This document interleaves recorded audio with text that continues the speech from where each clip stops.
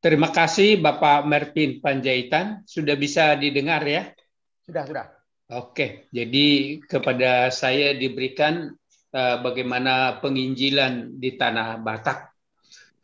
Pertama, sebenarnya para penginjil datang ke Tanah Batak itu tertarik karena mereka mendengar budayanya dari orang Batak itu yang membuat tertarik. Nah, ini coba saya. Oke. Jadi memang budaya Batak itu termasuk salah satu budaya yang tinggi di dunia karena mempunyai bahasa dan tulisan sendiri, mempunyai adat istiadat yang diwariskan secara turun-temurun dan diikuti, dan ada banyak nilai-nilai luhur yang sangat standar, artinya terus-menerus dilaksanakan di dalam tata pergaulan keluarga, tata pergaulan berhubungan dengan keluarga yang lain, dan tata pergaulan di dalam masyarakat. Nah, jadi mencakup adat istiadat, tata hubungan antar manusia dalam kelompok, serta antar kelompok masyarakat. Juga mempunyai cukup menarik di dalam seni musik, seni tari, seni lukis, dan seni pahat, dan lain-lain. Memang terkenal di dalam masyarakat Batak itu prinsip Dalihan Tolu, yaitu bagaimana kita harus hormat kepada hula-hula, yaitu dari keluarga dari istri atau keluarga dari ibu, dan kita harus selalu berhati-hati sesama yang bersaudara, yaitu kakak beradik, termasuk dengan teman semarga. Tetapi karena kita harus mengandalkan keluarga dari saudara kita perempuan, sehingga kita harus sangat persuasif terhadap mereka, karena mereka yang kita andalkan. Jadi di dalam ilmu manajemen ini boleh kita ibaratkan, kalau kita sesama yang mempunyai level yang setingkat, itu saudara. Dan atasan boleh kita anggap itu sebagai hula-hula. Bawahan kita itu kita anggap sebagai buruh kita atau keluarga dari saudara kita perempuan. Jadi kalau ini dilaksanakan di dalam kehidupan bermasyarakat, juga di dalam kehidupan di dalam bidang pekerjaan, di lingkungan kerja, itu sangat efektif. Artinya membuat hubungan itu menjadi baik dan harmonis. Nah, peranan dari adat Dalihan Natulu itu menetapkan kedudukan fungsional individu dalam kelompok dan dalam sistem kekerabatan. Jadi kalau seperti saya, seperti sekarang ini, bertemu dengan Bapak Mervin Panjaitan, langsung ada kedudukan saya jelas. Karena ibu saya yang melahirkan saya adalah Panjaitan, maka Mervin Panjaitan itu adalah hula-hula saya. Dan saya harus selalu hormat, harus selalu respect. Kemudian mengatur pola hubungan kekerabatan antar individu dalam kelompok. Jadi kalau memang di dalam pertemuan-pertemuan selalu harus itu jelas. Mengatur hak dan kewajiban setiap orang dalam kegiatan atau pelaksanaan adat. Jadi kalau misalnya saya sekarang ini mengawinkan anak saya, jelas apa kedudukan dari Bapak Mervin, jelas kedudukan Simanjuntak yang lain, jelas kedudukan dari buruh kami. Begitu juga mengatur hak dan kewajiban setiap orang dalam kegiatan atau pelaksanaan adat. Siapa yang melakukan pekerjaan-pekerjaan, siapa yang penerima tamu, itu jelas semuanya. Jadi ini menjadi norma dan pedoman perilaku setiap orang dalam sistem kekerabatan, baik dalam pelaksanaan adat maupun dalam kehidupan sehari-hari. Demikian juga bahwa menjadi pedoman bagi para pemuda ya dan pemudi memilih pasangan hidup. Jadi tidak mungkin satu marga Simanjuntak ketemu dengan Boru Simanjuntak sehingga mereka walaupun bersahabat dengan baik memadu untuk menjadi suami istri. Menjadi sarana bagi semua anggota mewujudkan saling mengasihi dan saling bertolong-tolongan. Jadi ini memang sudah dilaksanakan dan wadah pergaulan, dan ini juga merupakan identitas pribadi dan kelompok kami. Baik. Nah, Injil dan budaya. Para misionaris yang datang ke Tanah Batak memanfaatkan budaya Batak ini untuk mempercepat penyebaran Injil di Tanah Batak. Jadi karena para misionaris itu mengetahui kalau seorang yang dituakan di kampung itu selalu menjadi orang yang didengar oleh masyarakat lain, maka kalau misionaris dapat meyakinkan penetua yang di tempat itu menjadi menerima firman Tuhan, maka yang lain pun nanti akan mengikut. Jadi di dalam sistem penginjilan memang ada itu yang dikatakan menjala atau mengail. Memang kalau menjala sekaligus menjadi banyak, tentu di dalam sistem penginjilan ada untung ruginya, ya karena mengambil secara banyak-banyak sehingga belum tentu mereka menjadi Kristen karena betul-betul sudah paham, begitu. Adat dan budaya Batak itu sekaligus disinari oleh firman Tuhan. Jadi kalau dulu mungkin masih ada bernuansa okultisme, lama-lama itu sudah disinari oleh firman Tuhan menjadi sekarang ini semakin kondusif dan semakin dimurnikan. Nah, misionaris yang pertama datang ke Indonesia yaitu pertama dari Baptist Missionary Society dari Inggris. Jadi mereka pada tahun 1792 ada bangsa Inggris yang bersaudara, John Wesley sama Charles Wesley. Mereka mendirikan Baptist Missionary Society untuk melakukan misionar ke luar Inggris. Jadi pada tahun itu sendiri Wesley itu sendiri pergi ke Amerika. Kemudian ada yang diutus ke India.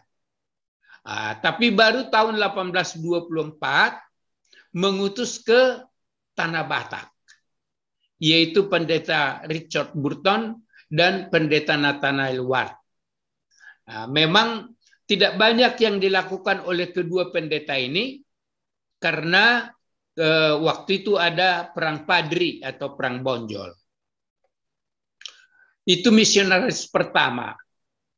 Misionaris yang kedua yaitu dari badan misi dari Boston.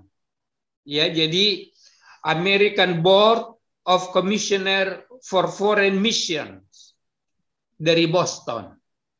2 orang pendeta, 1 pendeta Samuel Munson dan 1 pendeta Henry Lehman. Mereka datang ke Silindung, daerah Tarutung, tapi karena ada miskomunikasi dengan tua-tua di daerah itu, mereka menjadi dibunuh secara di Lubupining dekat Tarutung. Jadi inilah misionaris yang kedua. Misionaris yang pertama memang tidak banyak berbuat, tapi misionaris yang kedua itu yaitu bahwa mereka terbunuh, ini menjadi berita dan menjadi menarik perhatian dari banyak orang.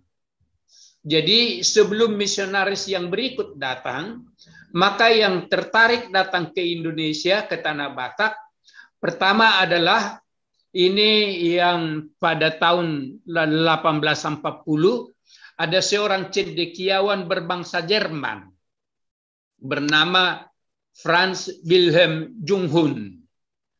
Nah, beliau ini sama dengan tulang saya Bapak Mervin Panjaitan.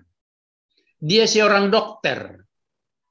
Jadi seorang dokter dia dari Jerman, tapi karena di Jerman waktu itu dia membuat kesalahan seperti Musa, sehingga dia dipenjarakan dan dia lari dan dia mencari, akhirnya sesudah kembali dari Prancis dia pergi ke Belanda untuk mencari pekerjaan.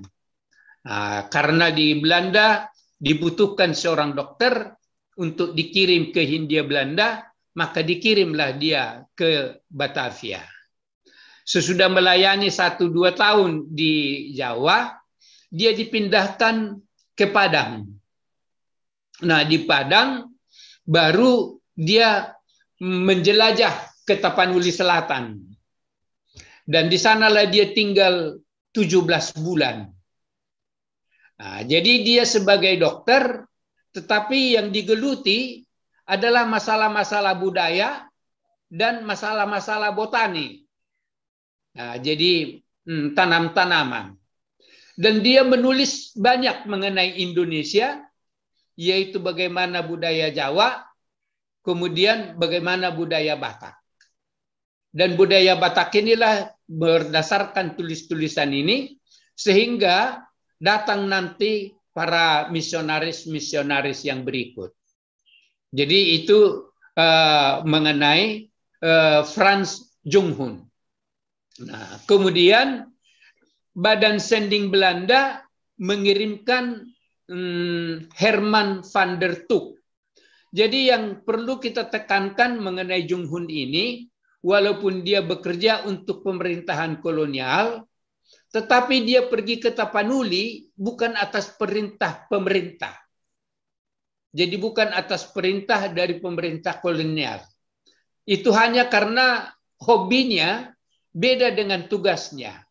Tugasnya di bidang kesehatan, tapi hobinya meneliti mengenai budaya dan botani, mengenai tanaman-tanaman.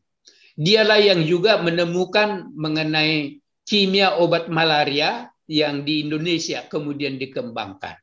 Itu si Junghun. Badan Sending Belanda mengirimkan misionaris yang sekaligus ahli bahasa, yaitu Herman van der Toek.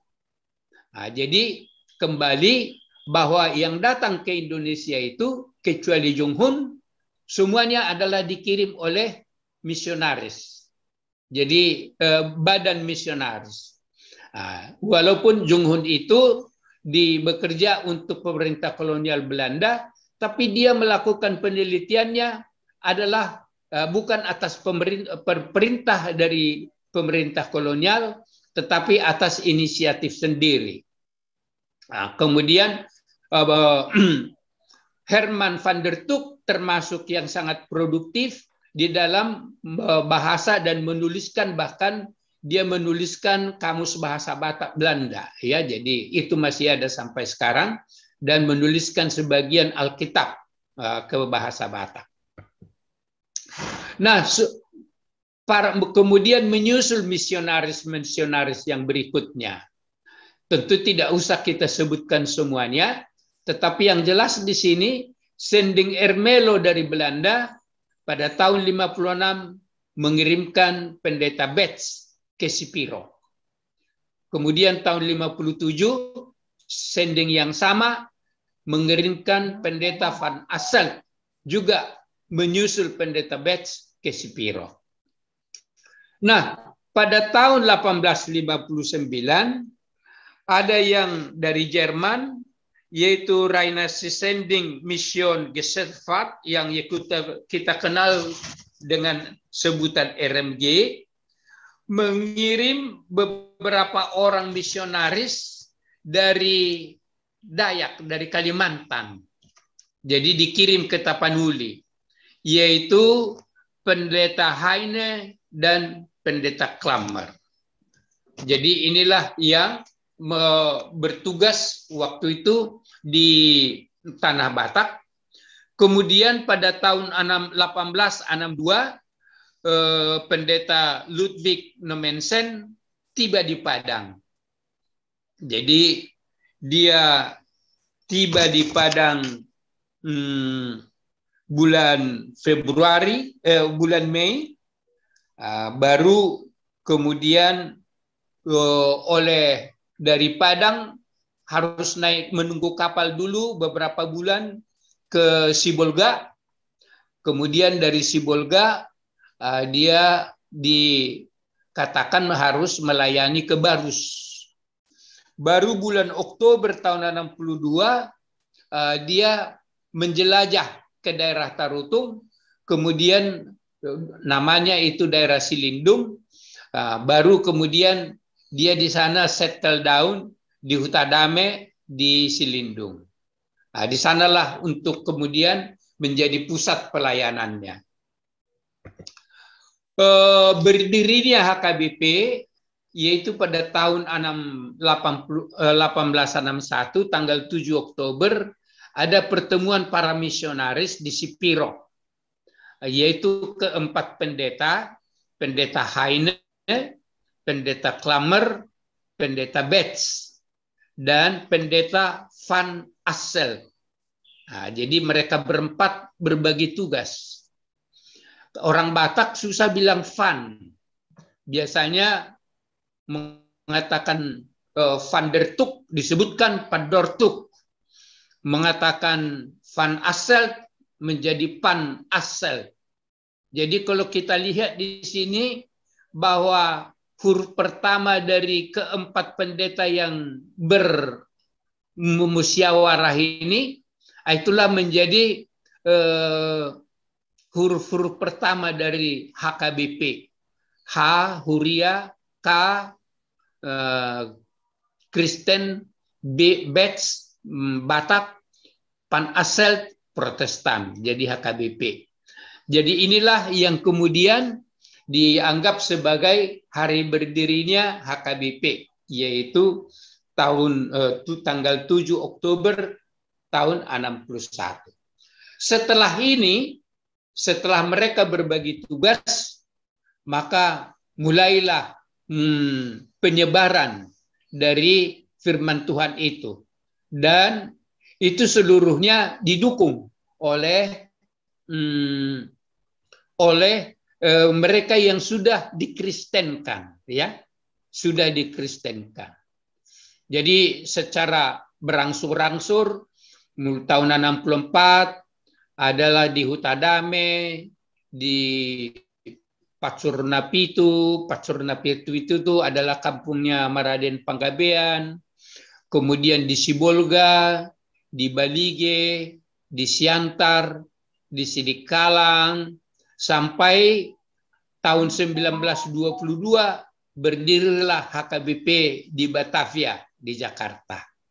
Jadi demikian seterusnya. Kemudian bahwa para misionaris langsung dibantu dengan mereka-mereka yang sudah dikristenkan, yaitu melalui Badan Sending HKBP. Tanggal 2 November 1899 dibentuklah namanya Pardonganon Mission Batak. Inilah yang dipimpin oleh Pendeta Henok Luban Tobing. Inilah yang bersama misionaris menyebarluaskan firman itu ke daerah-daerah, mulai dari Silindung, kemudian ke daerah Humbang ke arah Dolok Sanggul, kemudian turun ke daerah Balige, menyeberang ke Pulau Samosir, kemudian sampai ke Simalungun, Siantar, Medan, dan keluar Sumatera. Nah, memang ada penyempurnaan organisasi. Tahun 21 Pardonganon Mission Batak itu berubah menjadi Sending Batak. Kemudian pada Sinode Agung HKBP tahun 51, Sending Batak itu menjadi disebut Sending HKBP. Nah, yang tadinya disebut seksi, kemudian berubah menjadi departemen. Sejak Sinode Agung tahun 2004, disebut menjadi Departemen Marturia HKBP. Dan Departemen Marturia HKBP ini ada di setiap gereja. Jadi ada Dewan Marturia HKBP di setiap gereja. Nah, kegiatannya memang sejak tahun 1899 sampai sekitar tahun 70-an, Sending Batak itu sampai ke Kepulauan Mentawai dan Pulau Enggano.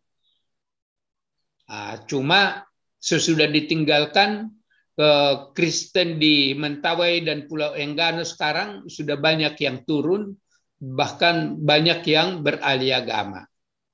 Kemudian di Pulau Rupat. Dan sekarang ini tugasnya adalah pos-pos pelayanan melalui Dewan Marturia. Nah, inilah penyebaran mengenai Injil itu yang dibawa oleh para misionaris, kemudian dilanjutkan oleh orang-orang Batak yang sudah menjadi Kristen. Tapi intinya bahwa semua kegiatan itu adalah kegiatan misi, kegiatan sending, kegiatan penginjilan, tanpa intervensi dari pemerintah kolonial. Kalau ada Jung Hun tadi, bahwa itu pun walaupun dia pejabat kolonial, tetapi dia melakukan itu tidak ada kaitannya dengan pemerintahan. Nah, pola pemberdayaan gereja selama ini adalah bahwa gereja sebagai pusat pemberdayaan jemaat, yaitu melalui penelahan Alkitab kepada kumpulan-kumpulan kategorial, mulai sekolah minggu sampai kepada pemuda, namanya Naposo Bulung.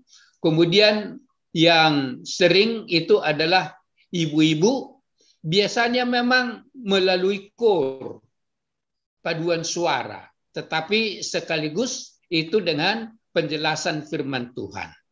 Tetapi yang lebih penting ialah bahwa gereja itu namanya pergudungan. Pergudungan itu adalah kawasan gereja. Tapi itu menjadi pusat pelayanan bimbingan kesehatan. Biasanya menjadi poliklinik di seberangnya atau di sampingnya. Atau nanti akan mendirikan rumah sakit. Demikian juga menjadi pusat pendidikan. Jadi banyak sekolah-sekolah SD yang didirikan di sekitar gereja-gereja HKBP itu. Kemudian sekaligus menjadi bimbingan pertanian dan bagi jemaat. Karena untuk mendukung kebutuhan pendeta, biasanya mereka juga harus bertani. Jadi mereka bertani di sekitar gerejanya. Jadi oleh sebab itu sekaligus karena mereka bertani dengan bagus, jadi biasanya jemaat melihat kok jadi bagus. Jadi menjadi pusat bimbingan. Demikian juga kalau dulu tidak semua masalah harus dibawa ke pengadilan. Jadi kalau ada suami istri yang bertengkar, maka biasanya itu didamaikan di gereja. Kalau ada antar keluarga di satu kampung berselisih, itu dibawa kepada pendeta. Jadi sebenarnya pola pemberdayaan gereja itu sangat sangat berpengaruh besar untuk memberdayakan anggota jemaat dari HKBP.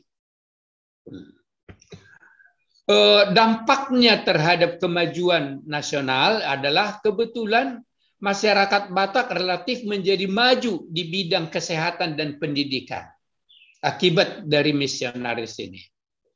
Yang kedua, masyarakat Batak itu mempunyai mobilitas yang tinggi. Jadi di mana ada kesempatan terbuka, dia langsung bisa cari itu. Kalau di daerah Tapanuli tanahnya dianggap kurang subur, sedangkan di Sumatera Timur tanahnya memang sangat subur, maka banyak orang Batak yang pindah ke sana mengejar kesempatan itu. Jadi demikian juga banyak masyarakat Batak yang datang ke Jawa untuk mengejar pendidikan. Nah, jadi mobilitasnya cukup tinggi. Di mana ada kesempatan, di situ langsung diburu. Dan fenomena yang juga yang bagus, kalau dia ada sudah di satu tempat, maka dia tidak eksklusif di situ. Dia menjadi bagian dari masyarakat setempat. Kalau ada pergumulan setempat, dia ikut bergumul di situ. Ada sasaran bersama di tempat itu, dia ikut di situ. Makanya seperti kemarin kita mendengarkan misalnya dari Muntilan dan dari bahwa seperti Cornel Simanjuntak yang lahir di Batak sana datang ke Jawa, kemudian malah di Muntilan berkarya dan dia juga ikut di dalam menggubah lagu-lagu perjuangan. Jadi tidak mau ketinggalan. Makanya orang Batak juga tidak ketinggalan pada waktu mendeklarasikan Sumpah Pemuda tahun 1928. Nah, sama di dalam keterlibatan nasional di masa perjuangan kemerdekaan patut juga dicatat seperti komponis Cornel Simanjuntak ya, sudah disebutkan kemarin ya, Alfred Simanjuntak, Elmanek dan lain-lain. Jadi ini hanya kebetulan komponis. Di awal kemerdekaan masyarakat Batak menyumbangkan misalnya Jenderal TB Simatupang, Bapak Todung Sultan Mulia Harahap, Ferdinand Lumban Tobing, Insinyur Menanti Sitompul, Tambunan, Marnit Sutasewoid, kemudian arsitektur F. Silaban yang juga arsitektur Masjid Istiqlal, kemudian Melanton Siregar, dan biasanya karena orang Batak itu relatif miskin, maka di mana kesempatan yang sekolah yang gratis, ke situ lebih banyak berbondong-bondong. Jadi karena di awal kemerdekaan, pendidikan itu relatif membuka kesempatan menjadi guru. Jadi orang Batak itu di awal kemerdekaan banyak yang menjadi guru dan yang menjadi polisi dan militer, ya. Jadi banyak. Dan itu juga masih nampak sekarang ini ya. Jadi banyak yang menjadi guru. Nah, jadi Melanton Siregar ini adalah pendidik, ya. Jadi banyak yang menjadi pendidik. Kemudian di zaman Orde Baru, ya tentu kita tahu bahwa pejuang-pejuang Orde Baru adalah pemuda-pemuda Batak ya. Yang Kosmas Batubara, David Nafitupuli, Johnny Simanjuntak, Jacob Tobing dan lain-lain Di dalam mengisi kemerdekaan juga banyak orang Batak ya. Maraden Panggabean, Profesor Hutasoid, Bungaran Sagari, Saragi dan sebagainya. Dan dulu karena Orde Baru itu dominan adalah Golkar, dan di Golkar itu arsitekturnya adalah orang-orang Batak ya. Dan ini yang kemudian nanti masuk di DPR dan sebagainya, sehingga sebenarnya apa yang dihasilkan di sana ya banyak karya-karya orang Batak. Di diplomat juga tidak ketinggalan kita. Jadi memang banyak. Dan di masa reformasi sekarang ini ya sebagaimana kita lihat bersama-sama, jadi tentu tidak kita sebutkan bahwa orang Batak hasil dari misi misionaris penginjilan yang dulu itu masih sangat terasa sekarang ini. Jadi masyarakat Batak ada di mana-mana. Putra terbaiknya apakah itu di pemerintahan masih terus, di bidang politik masih terus, DPR, DPD, DPRD, provinsi, dan kabupaten kota, di dunia usaha juga, di karyawan, organisasi kemasyarakatan, termasuk serikat pekerja. Kalau kita lihat pimpinan-pimpinan serikat pekerja juga banyak orang Batak. Jadi itulah ibu bapak-bapak, untuk maksudnya bahwa memang sending yang datang ke tanah Batak itu memberdayakan masyarakat Batak untuk menjadi bijak dan berpengetahuan dan mengambil bagian baik di dalam perjuangan Indonesia secara nasional, demikian juga mengisi kemerdekaan dan mengambil bagian di setiap bidang pekerjaan politik, birokrasi pemerintahan, dunia usaha, dan organisasi kemasyarakatan. Itulah ibu bapak-bapak, terima kasih.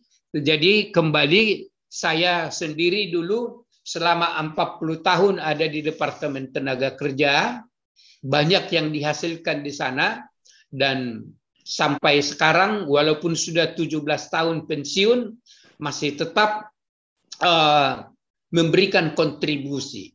Kalau sekarang misalnya ada masalah yang dihadapi, yaitu bahwa Undang-Undang Ketenagakerjaan Omnibus Law itu oleh Majelis Konstitusi dikatakan harus dirubah, maka kalau banyak sekarang di pejabat menjadi gelisah juga, ya tetap sama seperti tadi saya katakan bahwa adik-adik saya yang di Kementerian Ketenagakerjaan masih tetap kita membangun hubungan dan tetap masih meminta pertimbangan-pertimbangan. Jadi saya bekerja di Departemen Tenaga Kerja, mencapai karier sebagai Direktur Jenderal, dan sebagai selama 40 tahun di sana banyak karya yang menjadi contoh bagi mereka yang ada di sana sampai hari ini. Dan juga saya sekaligus sejak tahun 81 menjadi dosen di Universitas Krisnadupayana dan juga menjadi ahli peneliti di bidang ketenagakerjaan. Baiklah ibu bapak-bapak, ini hanya sekedar perkenalan karena tadi belum diperkenalkan dengan baik.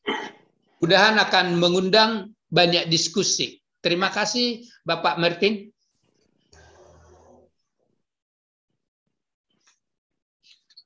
Tidak terdengar Pak.